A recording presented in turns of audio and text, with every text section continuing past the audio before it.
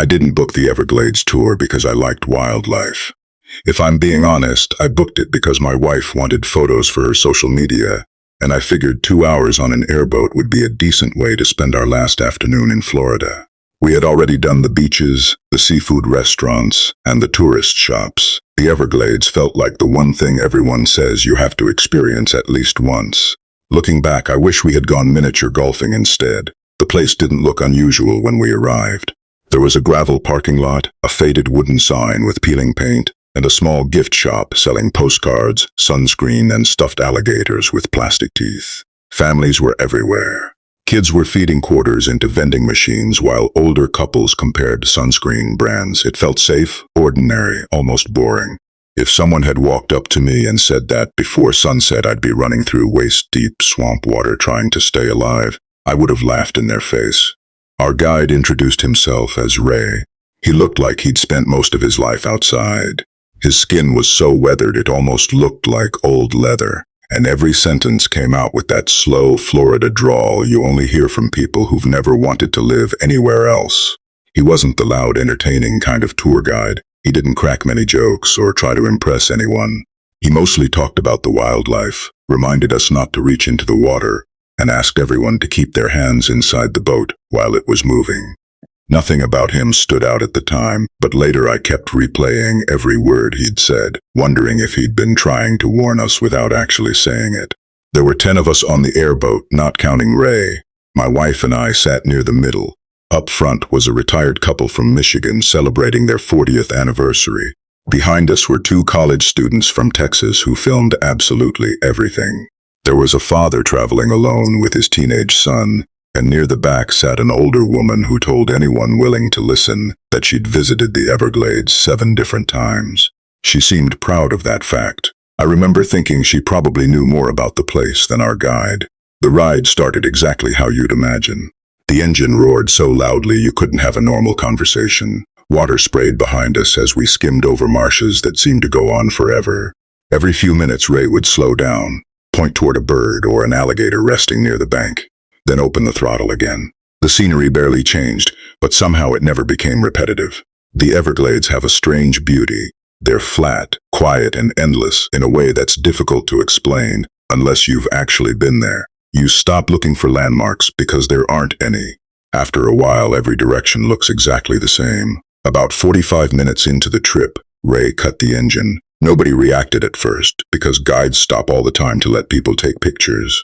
Cameras came out. The college kids stood up to record the silence. My wife leaned against me and whispered that she'd never heard nature this loud before. She was right. Without the engine, you notice everything. Insects buzzing, birds calling somewhere overhead, water gently moving against the hull.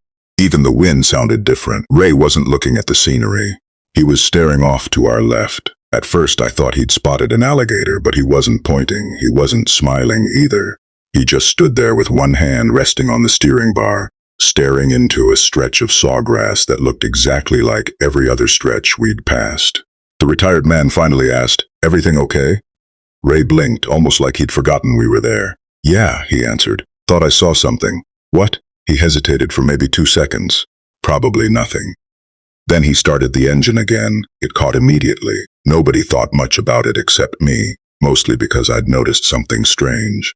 Whatever Ray had been looking at, it wasn't moving. If it had been an animal, I figured it would have disappeared long before he looked away. I mentioned it quietly to my wife. She shrugged. "He's probably just making sure there aren't any boats coming." That sounded reasonable enough, so I let it go. About 20 minutes later, the weather changed. Not dramatically. There wasn't a storm rolling in or black clouds overhead. It was subtler than that. The air became strangely still. The breeze disappeared. Even the birds seemed quieter. You don't normally notice when nature gets silent until you're standing in the middle of it. Ray noticed. This time everyone saw it. He slowed the boat without saying a word. The father sitting near the front asked if we'd reached another viewing area. Ray ignored him. Instead, he looked down at the GPS mounted beside the controls. He tapped the screen twice, frowned, then looked around in every direction. The older woman near the back laughed. "You lost?" Ray didn't answer. That was the first moment I felt something I couldn't explain. Not fear, just uncertainty. Tour guides aren't supposed to look confused. A minute later, he pulled a folded paper map from beneath his seat. That caught everyone's attention. Who uses a paper map when there's a GPS right in front of them? He unfolded it, compared it to the screen, then folded it back up almost immediately. The college student nearest me joked. Guess Google gave up. A few people laughed. Ray didn't. Instead, he turned the boat 90 degrees and accelerated harder than he had all afternoon. The ride became rougher. Water sprayed over the sides. Nobody complained because we assumed he knew what he was doing. Then the engine sputtered. Just once. A quick cough. Ray looked down instantly. It happened again, this time longer. The airboat slowed until it was barely moving. He tried the throttle. Nothing. The engine idled roughly before dying altogether. The silence returned, only now it felt completely different. Nobody reached for a camera. Nobody spoke. Ray climbed off his seat, opened the engine compartment, and spent the next several minutes checking hoses and fuel lines without saying a single word. I watched him more than the engine. His hands were working, his eyes weren't. Every few seconds he glanced hard toward the same direction he'd been staring earlier. Not the motor, not us, the swamp. The father finally asked the question everyone was thinking. How long is this going to take? Ray wiped his hands on a rag. I don't know yet. It wasn't what he said. It was the fact that he admitted he didn't know. That answer changed the mood on the boat faster than anything else could have. People started checking their phones, even though none of us had service. The teenager asked his dad if they should call somebody anyway. The older woman stopped talking completely. Even the college kids lowered their cameras. For the first time all afternoon, it occurred to me that we were a very long way from anywhere. Ray climbed back into the driver's seat and looked across the marsh. You all see those trees? Most of us nodded. It was a tiny patch of cypress, maybe a few hundred yards away. There's an old hunting camp over there. He paused before adding the next sentence. We'll wait there. The words sounded normal. His face didn't. As we drifted slowly toward the trees using a long push pole instead of the engine, I caught him looking over his shoulder 3 separate times. Not because he was checking our direction, because he was making sure something wasn't following us. That's when I stopped wondering whether something was wrong. I started wondering how long he'd known. By the time the dock came into view, nobody was talking anymore. It wasn't because we were scared. Not yet. It was because every person on that boat had noticed Ray acting like someone who wanted to leave, without letting his passengers know there was a reason to panic. People are surprisingly good at pretending everything is fine when they're around strangers. We all did it.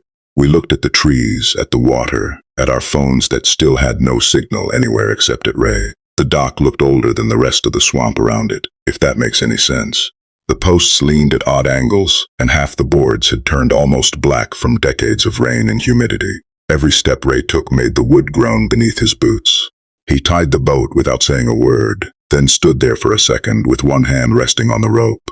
You can stretch your legs, he finally said. Just don't wander. His voice sounded different, not frightened, tired, like he'd said those exact words before. The shack sat maybe 30 yards from the water. It wasn't falling apart the way abandoned buildings usually are.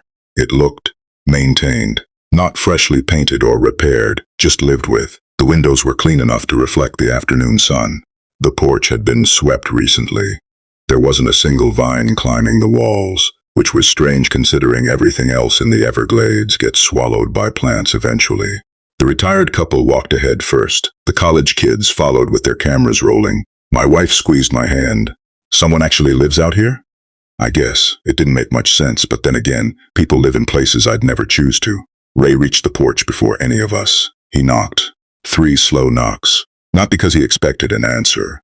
More like someone following a habit they couldn't explain. Nothing happened. He waited another few seconds before pushing the screen door open.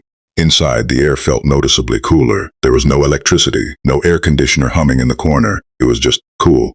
Cool enough that goosebumps ran across my arms despite the Florida heat outside. The room itself wasn't remarkable. A cast iron stove, 2 rocking chairs, shelves filled with old mason jars, fishing nets hanging from nails. The kind of place you'd expect from someone who'd spent their entire life away from cities. Then I noticed the table. It sat in the middle of the room beneath a dusty oil lamp. 10 chairs, 10 plates, 10 drinking glasses. Each place setting was perfectly arranged. Not fancy, just precise. Fork on the left, knife on the right. Glass above the plate, like someone had spent time making sure every setting matched. The father looked around and laughed awkwardly. Guess they were expecting company. Nobody answered. Because Ray hadn't moved, he was staring at the table, not surprised, not confused, almost disappointed. The older woman spoke quietly. Ray. He didn't respond. You've been here before. It wasn't a question. Ray rubbed the back of his neck before nodding once. A long time ago. You never mentioned this place. I hoped I'd never see it again. The room suddenly felt smaller. The college student lowered his camera. What do you mean? Ray walked over to one of the windows and looked outside before answering. When I started giving tours 23 years ago, another guide told me if my engine ever died near this part of the swamp. He stopped for a second, almost embarrassed by what he was about to say. He said, never come to this shack. Silence. The retired man frowned. Then why are we here? Because my engine didn't give me much choice. Nobody laughed, not even a nervous chuckle. The older woman walked closer to the table. I've been coming to the Everglades for years. She ran one finger lightly across the wood. No dust. She looked at Ray. Who's been cleaning this place? I don't know. You've never checked? I said I hoped I'd never see it again. A loud knock echoed through the room. Everyone jumped. It hadn't come from the front door. It came from underneath the floor. 1, 2, 3 slow knocks, exactly like the ones Ray had made on the door outside. Nobody moved. The teenager looked at his father. You heard that? Before anyone answered, 3 more knocks. Closer this time, not louder. Closer. As if whatever made the sound had moved directly beneath the dining table. The father took one cautious step backward. The floor answered with a long wooden creak. Then everything became still again. The college student whispered what all of us were thinking. There's someone under the house. Ray's reply came immediately. No. He didn't hesitate. He didn't think about it. Just one word. No. Then what was that? Ray looked down at the old floorboards. I've never wanted to find out. Nobody knew what to do. Leaving sounded like the obvious answer. But outside, the light had changed. The bright Florida afternoon had disappeared behind a wall of gray clouds that hadn't been there 20 minutes earlier. The swamp looked darker, smaller. The water around the dock barely moved. Then the teenage boy walked toward the window. I think, his voice trailed off, I think somebody's standing by the boat. Every head turned. There was a person, at least, it looked like one, standing knee-deep in the water beside the airboat, perfectly still, too far away to see a face. Just the outline of someone wearing what looked like an old raincoat despite the heat. The father immediately opened the door.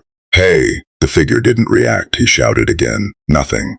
Ray grabbed his arm so hard the man actually winced. Don't, what? There's someone by the boat. I know. You know. Ray never took his eyes off the figure. It won't answer.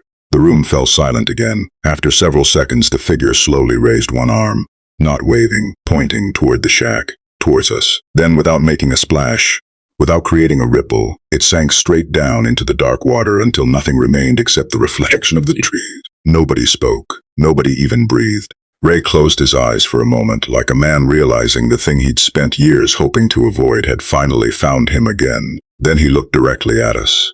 We're not waiting for another boat anymore. His voice stayed calm. So listen carefully. If we're still inside this shack after the sun goes down, he swallowed once. The table won't have 10 places set anymore. It'll have 11. And before anyone could ask what he meant, a chair behind us scraped slowly across the wooden floor all by itself. Just one. As if someone had quietly pulled it out and taken a seat.